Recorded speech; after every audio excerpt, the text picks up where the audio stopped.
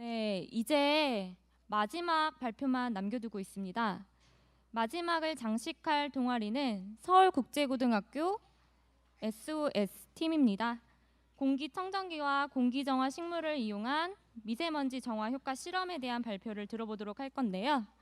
요즘 환경 이슈인 미세먼지와 그리고 실내 공기 문제에 대해서 배울 수 있는 기회가 될 것 같습니다.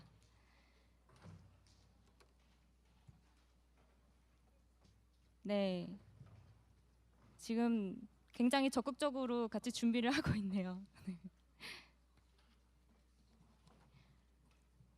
네, SOS 팀 준비 거의 다 되셨나요?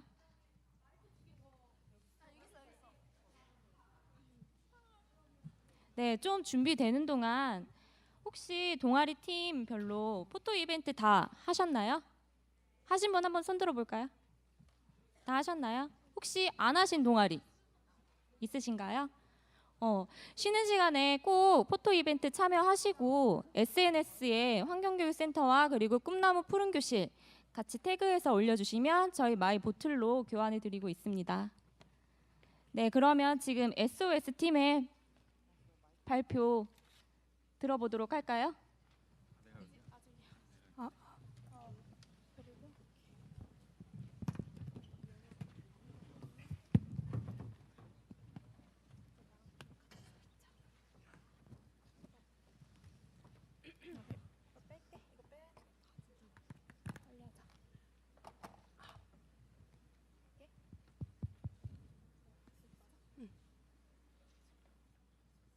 도와줘요! SOS! 도와줘요! 미세먼지! 지금부터 발표를 시작하겠습니다.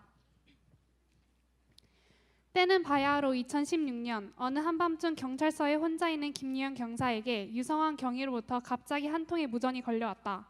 무전을 받은 김유현 경사는 충격적인 전화 내용을 듣게 되는데 이 시간에 왜 갑자기 무전이지? 여기는 2216년 삼성 엔지니어링 국제회의장입니다. 미세먼지 농도가 너무 높아 무더가 숨을 쉴 수가 없습니다. 이런 상황이 계속된다면 인류는 파멸할 것입니다. 당신 누굽니까? 그게 무슨 소리입니까? 2216년이란요. 인류가 파멸이란요. 도대체 당신 누구야? 김유현 경사님 잘 들으세요. 믿기진 않겠지만 나는 2216년에서 온 유성환 경위입니다. 왜 이 무전이 시작되는지는 모르겠지만 지금 인류는 미세먼지로 인해 멸종될 위기에 처해 있습니다. 우리나라의 미세먼지 농도는 주요 선진국에 비해 두세 배나 높기 때문에 지금 미세먼지로 많은 국민들이 고통받고 있는 상황입니다. 이 상황을 미세먼지 정화식물만이 바꿀 수 있습니다. 도와주세요, 김 경사님. 나 알아요? 원서 누굽니까? 갑자기 그게 무슨 소리입니까? 김경삼님, 국장님께서 미세먼지 대책에 관한 긴급 회의를 소집하였습니다. 지금 국민들 모두가 미세먼지에 대해서 신경을 곤두세우고 있다고요. 빨리요, 빨리. 미세먼지로 인류가 멸망한다? 미래에서 온 무전이라. 그래, 한번 미친 척하고 믿어보지. 그래, 지금 가지.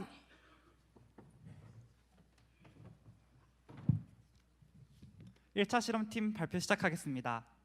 저희는 기숙사 내 실험을 통해 공기청정기와 공기정화 식물의 미세먼지 정화 효과를 비교하고자 이 실험을 기획했습니다. 1차 실험은 6월 14일부터 16일까지 우리 서울국제고등학교의 기숙사에서 진행되었습니다. 기숙사 D313호에는 공기청정기를, D315호에는 공기정화식물을 배치한 후 D314호는 아무것도 두지 않은 채 미세먼지 농도를 측정하는 방식으로 진행되었습니다.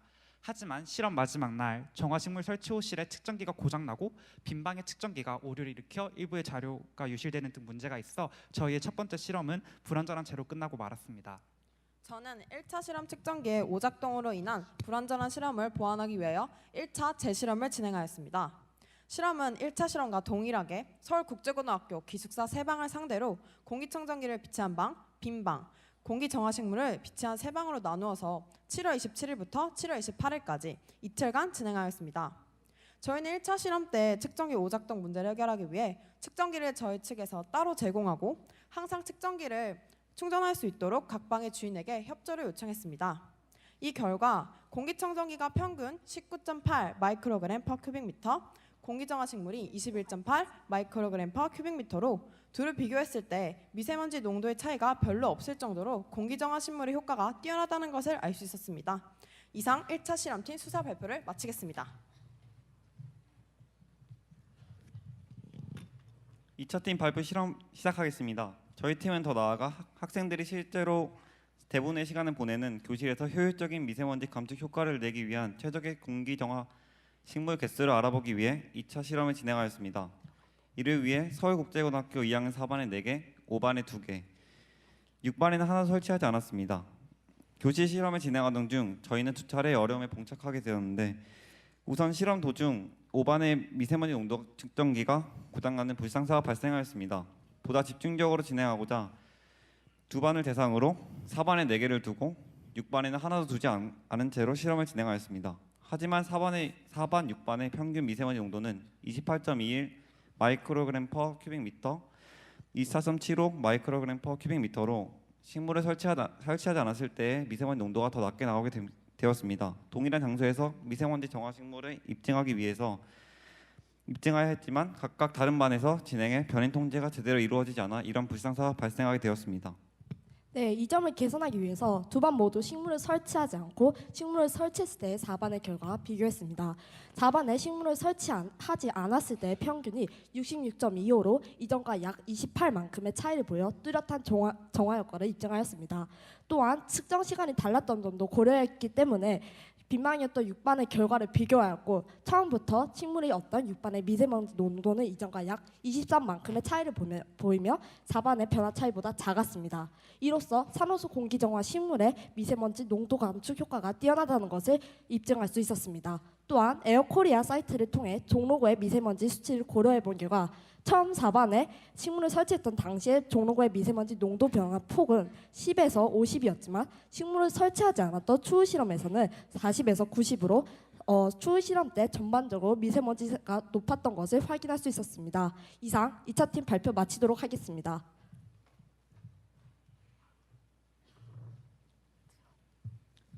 이러한 미세먼지에 대하여 보다 많은 사람들에게 알리기 위하여 저희는 미세먼지와 관련한 교육 프로그램과 캠페인 활동들을 진행했습니다. 가장 먼저 이러한 미세먼지를 해결하기 위하여 저희는 어린이집에 방문을 하여 아이들에게 미세먼지와 관련한 여러 교육 활동들을 진행하였습니다. 저희는 어린이집에서 아이들에게 클레이로 미세먼지를 없애는 활동과 미세먼지에 대한 연극을 진행하면서 아이들에게 미세먼지와 관련하여 우리와 거리가 먼 것이 아닌 우리 주위에도 미세먼지가 있다는 것을 일깨워 주었습니다. 뿐만 아니라 학교 내에서도 미세먼지와 관련하여 활동들을 여러 진행했는데요. 미세먼지와 관련된 사실들을 알려주고 이에 대한 퀴즈를 내면서 저희 학교 학생들에게 미세먼지의 심각성과 예방할 수 있는 방법에 대하여 알려주었습니다. 이로써 미세먼지와 관련된 봉사활동과 캠페인 활동에 대한 발표를 마치겠습니다. 유경희님 들려요? 네, 들려요. 말씀하세요. 유경희님, 미세먼지에 대처할 방법을 찾았습니다. 저희 수사팀은 기숙사 실험을 통해 미세먼지 정화 식물의 정화 능력을 입증하였고 교실 실험을 통해 산호수 개수에 따른 미세먼지 감축 효과를 입증하였습니다. 더불어 미세먼지 정화 효과를 극대화시키기 위해 습도, 햇빛을 조절하여 식물의 증상작용을 활성화시킬 것입니다. 이후 저희의 관할 구역인 종로구를 기점으로 미세먼지 정화 식물을 확대 보급해 나갈 계획입니다. 이렇게 된다면 2216년의 미래 우리 인류가 모두 깨끗한 공기를 마시며 살아갈 수 있을 것입니다. 정말 고마워요, 김 경사님. 수고 많으셨어요. 이후 2016년 대한민국은 미세먼지에 대한 경각심을 갖게 되었으며 전 국민이 미세먼지 정화 운동에 동참하였고 이는 전국의 미세먼지를 50% 이상 감축시키는 기적을 발휘하였다. 감사합니다.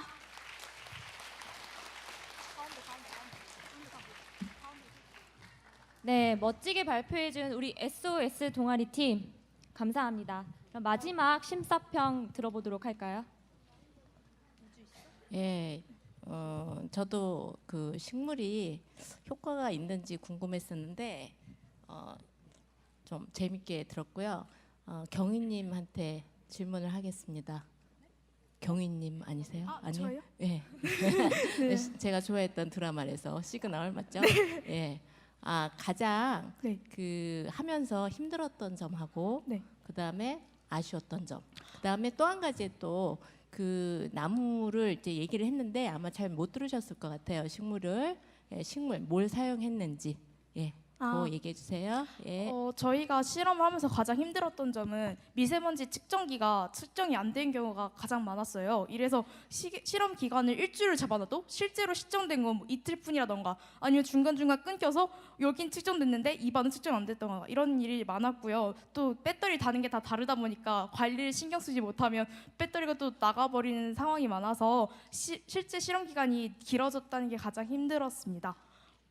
그리고 아쉬웠던 점은 이 실험을 교실뿐만이 아니라 특별시라던가 강당에서까지 실험해보고 싶었는데 시간상 그게 안 됐던 게 가장 아쉽고요. 이후에 강당, 특별시 등의 실험을 확대하고 그다음에 학교 측과 협의해서 이런 식물들을 저희가 기숙사학교다 보니까 기숙사 각 방에 배치할 수 있게 돼서 학생들이 깨끗한 공기에서 잠들 수 있는 게 저희가 하고 싶은 것이고요. 그다음에 저희는 산호수 식물을 사용했습니다. 감사합니다. 네, 감사합니다. 잠깐만 내가 하나 물어볼게요. 네. 데이터 보고 궁금해서 물어봤는데 여기 지금 평균값을 사용했죠. 쭉 측정을 해가지고. 근데 예를 들면 하루 동안에도 밤에는 높았다가 저녁이면 낮아지고 이런 거로 된다고 하면은 평균값을 적용을 해가지고 비교할 게 아니고 시간별로 그래프를 그려보면 그래프에 나오니까 시간별로 그려보면 나오니까 그렇게 그래프를 처리하는 게 네. 저희 실험 보고서에는 평균값이랑 그래프랑 다 사용해서 나타냈습니다. 하지만 그 시간상 PPT 시간이 7분으로 한정돼 있어서 모든 그래프와 표를 나타낼 수 없어서 가장 그냥 대표적인 평균값을 이용해서 그 PPT에 사용한 것입니다. 예, 알았어요. 감사합니다. 네, 감사합니다. 네, 이상으로 초, 중, 고 15팀의 모든 발표를 들어보았습니다.